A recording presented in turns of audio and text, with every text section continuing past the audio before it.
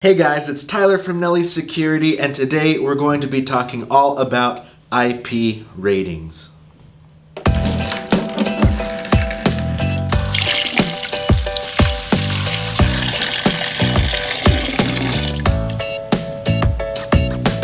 Alright, we'll check on that camera again at the end of the video, but first, let's talk about IP ratings. In this context, IP stands for Ingress Protection, and it has to do with how protected your camera is from outside elements. An IP code is divided into two digits. We have the first digit, which tells us how protected your camera is from solids, and the second digit, which tells us how protected the camera is from liquids. Taken together, this two-number code tells you how durable your camera is and how well it can stand up to the elements. Let's talk about each of these digits individually. The first digit in an IP code tells us how protected the camera is from solids. This is on a scale ranging from 0 to 6, 0 being not protected at all, and 6 being completely airtight and dust-proof. Pretty much for our purposes here, when we're talking about security cameras, we don't really want to see anything less than a 5. A 5 means it is dust resistant, it's going to be hard for solids to get in there,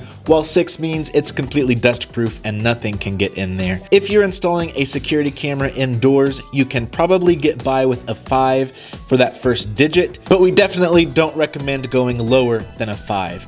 If you're installing a camera outside, however, you should probably stick with 6 here, just to ensure that your camera is totally 100% protected from any outside elements getting inside of your camera.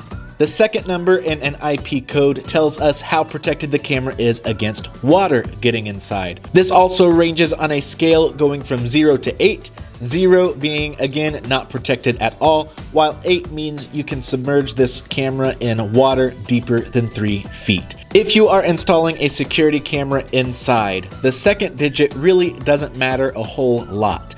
In fact, we usually don't even advertise our IP numbers for our indoor cameras. You might want to go for something that's at least 3 or 4, just in case it gets splashed on or anything like that. When it comes to outdoor installations, there is a little bit of flexibility here.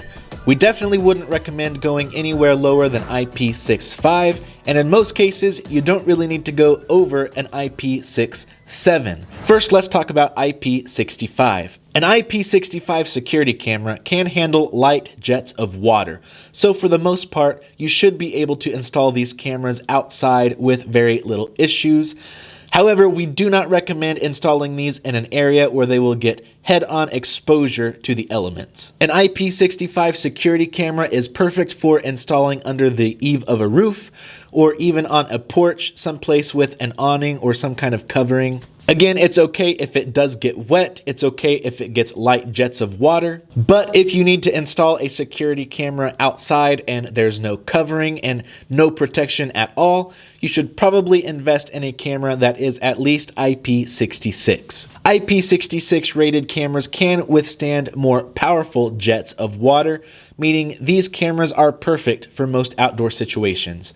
If you're installing this outside on your wall or in an area where there is no coverage, these cameras can get direct contact with rain, storms.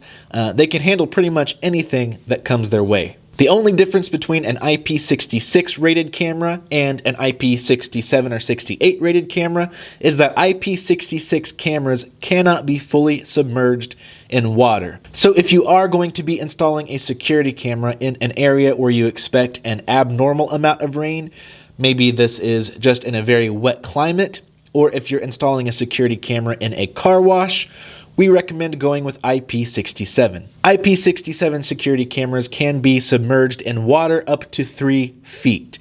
The camera you saw me pour water on at the beginning of this video is an IP67 security camera, which is why it's able to be submerged in that small bucket. However, most people don't purchase security cameras just to go submerge them in water, so you probably don't need an IP67 security camera for most situations. The difference between IP67 and IP68 security cameras, again, is that IP68 security cameras can be submerged in even deeper water. This is overkill for most situations. Even if you're installing a security camera in a car wash, IP67 is perfect for that. However, if you do prefer the extra protection, there is that higher level rating, IP IP68. It just may be a little bit harder to find a security camera that matches this rating. So there's one last thing I want to point out here, and that is your cable connections. Be sure to keep these in mind when installing your cameras, because even if your camera is fully IP68 weatherproof, your cable connections are not. It's really simple to do. If your cables are exposed to the elements, just be sure to use a weatherproof grommet to cover your Ethernet connection. And if you're not using your 12-volt DC connection, be sure to seal that off as well. If you need help installing these grommets, we do have some other videos on our channel to help you out. Now, this is actually the second time that I tried to make this video. In case you're curious what happens when you skip this step, check out what happened the first time when I totally forgot to seal off that 12-volt DC connection. What is an IP rating? What does the code mean? And what IP...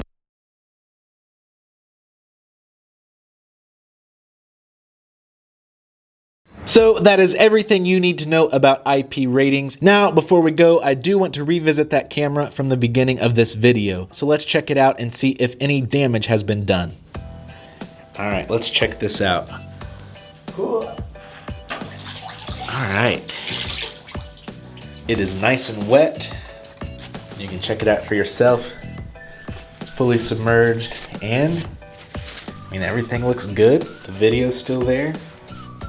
And just at first glance, I don't see any moisture inside. So I think we are good. I think the IP67 weatherproof rating held up. However, I do not recommend trying out this test at home. Well, that about wraps it up for this video. Thank you guys so much for watching. If you enjoyed it, go ahead and like this video, subscribe to our YouTube channel, follow us across social media, and I will see you in the next video.